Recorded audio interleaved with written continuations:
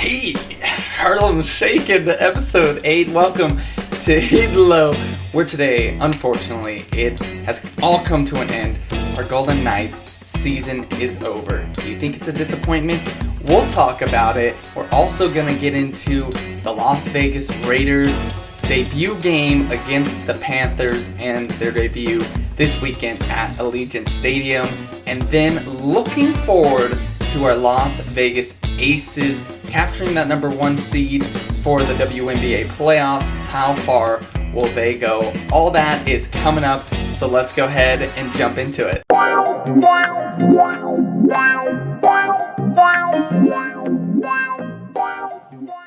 So before we jump into the episode, I just wanted to take a second to acknowledge our Las Vegas Lights have still not won in the month of September. It's actually quite sad. They lost to the LA Galaxy 2, but today they are taking on Orange County. So I'm hoping by wearing their apparel, which is super nice by the way. I love the blues, I love the yellows. They really got some nice colors and just uniforms in general.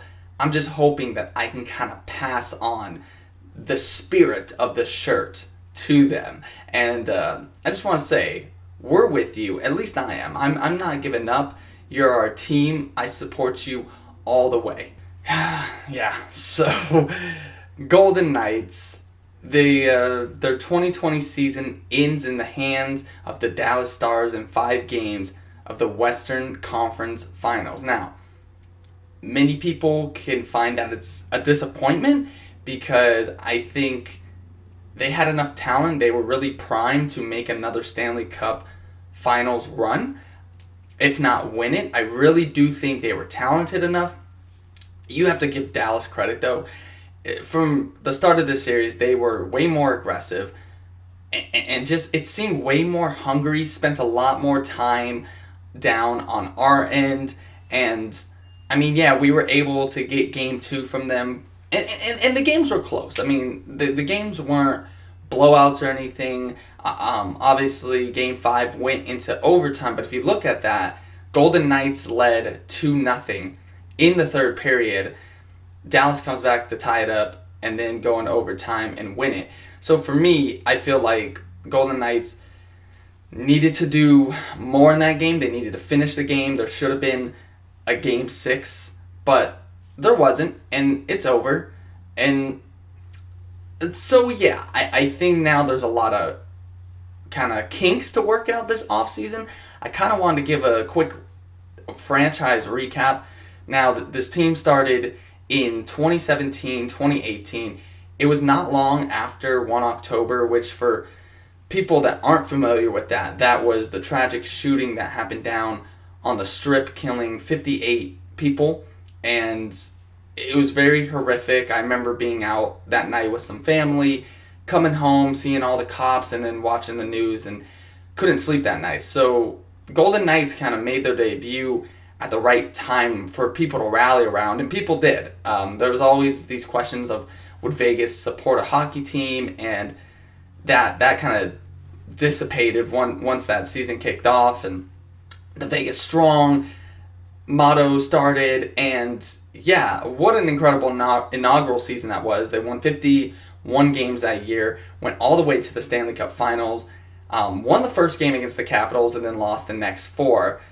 So that was really emotional and impactful. But to me, that set these high expectations where it's like now every year we're expecting them to be at the top. I mean, at least not me. I kind of take, what we get. I'm fortunate that we even have a team and we've been blessed to be this good. But I think that has given people these high expectations. The next year, meaning last year, they lost in the first round actually to the San Jose Sharks, who are our rivals. The Golden Knights had a 3-1 lead, lost that, had a 3-0 lead in Game 7, and lost that as well. So that was kind of devastating. And then this year, obviously Fleury was kind of struggling. They fired Gallant as the head coach. Pete DeBoer came in from the Sharks. And then, obviously, we got Robin Lehner from the Chicago Blackhawks. He was 3-0 actually before the shutdown. And then once they resumed and now we're playing in the bubble, Pete DeBoer referred to Leonard as the starter, which sparked controversy about Fleury has always been our guy, so now you're coming with a new guy. And, I mean, Leonard was playing awesome. I mean, they got the number one seed from the round robin. And again, they made it to the Western Conference Finals. But I really feel like Fleury wasn't used as much as I would have personally have liked, and maybe others. I've seen other people saying, hey, you should have played him in Game 5, all this stuff. Now, it was reported like a couple days ago that Leonard was signing or agreeing to a 5-year contract extension with the Golden Knights. He has denied that, said he's going to become an unrestricted free agent this offseason. So I don't know if that was like more of a handshake deal or a spoken agreement, but I do think that the Golden Knights need to address that. They need to decide, again, Leonard is younger, so it makes sense going with him in the future, long term. But you need to decide, because I don't know if Fleury is fine with being a backup. He actually just had to submit a 10-team no-trade list, which basically is a list for the Golden Knights that these are the teams you can't trade me to. And I hope we don't lose Fleury, and actually I hope we don't lose Leonard. I think having both of those guys are key, and they're both great in different ways. But I feel like Fleury has been the face of the franchise. We've really embraced him. I mean, if you see the gear he wears like Vegas themed stuff. I mean, he's really embraced our city, which I love, and he's such a great guy. I like Leonard as well, and I understand, again, he's younger, you want to go with him, but I think that Golden Knights really need to address that problem. Now, there are some other key free agents this offseason for the Golden Knights. So you have Leonard. You have Chandler Stevenson, who came over from the Washington Capitals, actually won that year on the Capitals that they beat the Golden Knights. You also have Tomas Nosek, that is a free agent, and then Nick Cousins. So, again, it's going to be... I want to keep the core of the team together. I think that would be important for the Golden Knights. It has been suggested that they are in contention for the defensive of the St. Louis Blues. His name is Alex Pietrangelo. So, I mean, that could be a huge thing, but I think if we can keep most of the core guys, Mark Stone, William Karlsson, of course, Ryan Reeves. I mean, he signed a 2-year deal, so he's staying. But again, Max Pacioretty, Riley Smith, Alex Tuck. We need to be able to keep a core of our group, because, again, I feel like we were primed to make it all the way to the Stanley Cup, if not win it. If we can keep this group together, really get kind of... And, I mean, people are saying fire DeBoer. I wasn't really a fan of DeBoer either. I think maybe give him another season, see how he does, and then kind of assess the situation from there. But I think if we can keep the core guys together, I mean, they're definitely talented enough to make runs at the Stanley Cup. And again, we're just gonna have to figure out the goalie situation. Is it gonna be Fleury? Is it gonna be Leonard? We need to decide these things, and yeah, it's gonna be very interesting. But I'm interested to see what they do. So it's tough. I'm glad I'm not the one making these decisions, but always in my heart, it's always gonna be Go Knights Go. Whoever puts on that gold and gray jersey. I've loved what I've seen within the first 3 years. Again, to make the playoffs all 3 of those years, to make the Stanley Cup Finals, the Western Conference Finals. I feel like the Golden Knights have spoiled us, good and bad, and now it's like they have these expectations that they have to hit every year. But I don't care if you go 0-82 Golden Knights, I will be there with you. All right, was anybody else watching the Raiders game, and at the bottom, instead of saying OAK for Oakland, it said LV, and I was like taking that in, like, man, LV. I mean, their uniforms are still, they just say Raiders. They don't say like LV on the helmet. At least I didn't see that. But I was like, LV, that sounds so cool. Hearing the commentary saying, yeah, the Las Vegas Raiders, like, what? Never in a million years would I have thought that. But they are here, and they are 1-0 so far.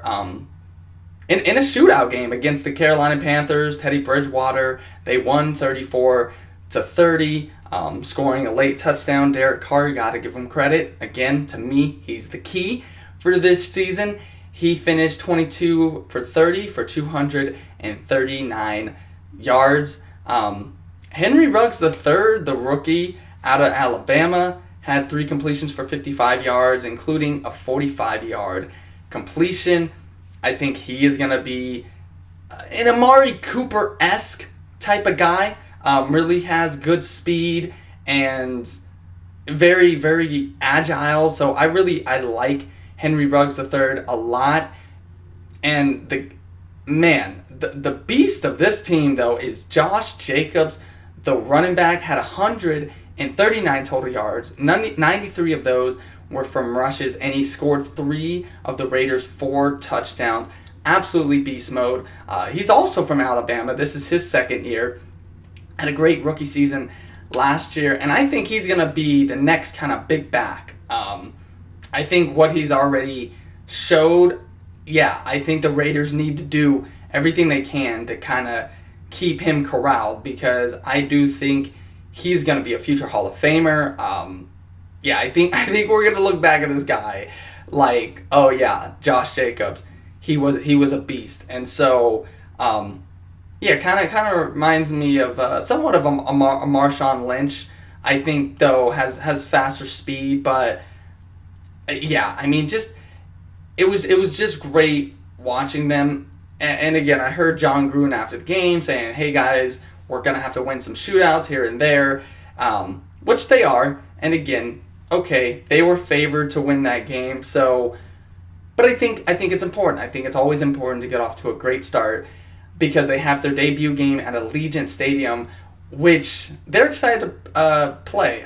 Josh Jacobs and Derek Carr have expressed their excitement to kind of play here in Las Vegas and stuff, and that stadium is just amazing. And to think it's not going to have any fans, it's a crappy feeling, but eventually there will be. I'm excited, though, to see. It's a Monday night game, and the Saints are coming into town, who they got their win over the Tampa Bay Buccaneers, or should we call them the Tampa Bay? That's what everybody's calling them, because Tom Brady.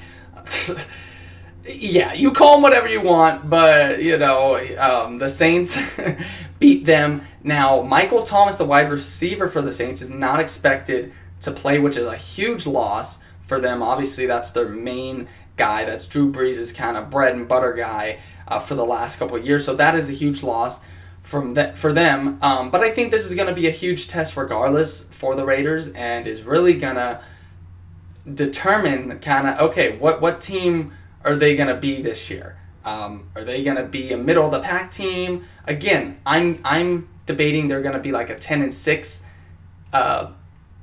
team. So we'll see what happens. The series between these teams, they've only played 13 times. They're 6-1. So right down the middle. Had one tie. This is the first time they're playing in 4 years, though, where the Raiders did defeat the Saints by 1 point, 35-34, in Week 1 of 2016. So I'm really looking forward to seeing what they're going to do. But what a shout out from Derek Carr, Josh Jacobs. Again, Henry Ruggs III is going to be a big player, in my opinion. So, again, it feels so weird to say the Las Vegas Raiders. But, I mean, it also feels awesome as well. So, great luck to you guys at Allegiant Stadium. We'll be watching from afar. I'm sure some fans are going to try and sneak in. So, security, I have to keep a heads up. And quickly, to wrap it up, our Las Vegas Aces secured the number 1 seed in the WNBA playoffs, went straight to the semifinals, which start this Sunday. And Asia Wilson, she has been named the Associated Press WNBA Player of the Year, which is not the MVP, but hopefully she wins that as well. I think she's had an incredible season. She's averaged 20.5 points per game 8.5 rebounds, and 2 blocks. And man, her blocks have been aggressive. They've been Brittany Griner type of blocks. You want to talk about a star in the making. A'ja Wilson, this is like her 3rd year in, and she is doing incredible things. Really kind of not really. She is the face of the Aces. So I'm glad with what she's produced. She's led them to an 18-4 season or record this year, and obviously the number 1 seed. Now, these are the teams they can potentially play. We'll find out within the next few days. They're either going to play the Connecticut Sun, the Minnesota Lynx, or the Phoenix Mercury. The records against those teams, the Lynx and the Sun, they are both 2-0. So those are pretty favorable matchups for the Aces. Whereas the Mercury, they are 0-2. Diana Taurasi has given them issues. And they actually won the second game without Brittany Griner. So that was kind of an issue. So when you look at that, we kind of want to avoid playing the Mercury. It's out of our control, but I'd just be rooting against the Mercury. But that's probably who we're going to end up playing, because drama. We get it. So we'll have to be on the lookout for that. But again, just like I was talking about with the Golden Knights, this year especially, the Aces, and I get it, they have the number 1 seed, blah, blah, blah, all that. But they, talent-wise, have enough. Team-wise, they've been playing together. Dearica Hamby, Kayla McBride, Jackie Young has had a tremendous rookie season. Obviously, A'ja Wilson. So I do think they can win it all. Seattle is a tough team, though. And again, Phoenix, if we end up playing them. So it's not a cakewalk. But I think they have enough. Bill Laimbeer has been a great aggressive coach. He's instilled winning into them. And so they got some stars on the team. Again, A'ja Wilson, Jackie Young is going to be a star. Mark my words. It's only a rookie season, but what I've seen from her, she is going to be a star. And so I'm excited to see what they do. They made it to the conference finals last year, but they had Liz Cambage and all that. And I thought, I don't know, this year I came in with low expectations. They don't have her. They don't have Kelsey Plum, but they proved me wrong. They have really got it together and just, they've had the best season yet. I know it's shortened. It's only 22 games compared to 34. I understand that, but regardless, they have done their work. They have earned that number 1 seed, and now we will see. Maybe they can bring the first championship to Vegas. Maybe that should be a poll. Who do you think will bring the first championship to Vegas? Do you think it's going to be the Golden Knights? Do you think it will be the Las Vegas Raiders, Las Vegas Aces? Yeah, those are the 3 main teams. So, who do you think is going to be the first one to bring a title? Hopefully the Aces can finish it off. And congrats again to A'ja Wilson. And that's going to wrap it up for this week. Thank you so much for watching. Oh, I've had a blast. Just so many emotions have went through me. I miss watching our Golden Knights, but I know whenever that next season is, I will be there and ready. Congrats again to the Stars. We'll see what happens in the East. You have Tampa Bay leading that series against New York. By the time I'm recording this, I mean, it could go to Game 7 by the time you hear this. But regardless, congrats to all those teams, and good luck to the Aces, the Raiders, and the Lights. Please, win a game in September. Please, please, please. Have a wonderful week, and I will talk to you again soon.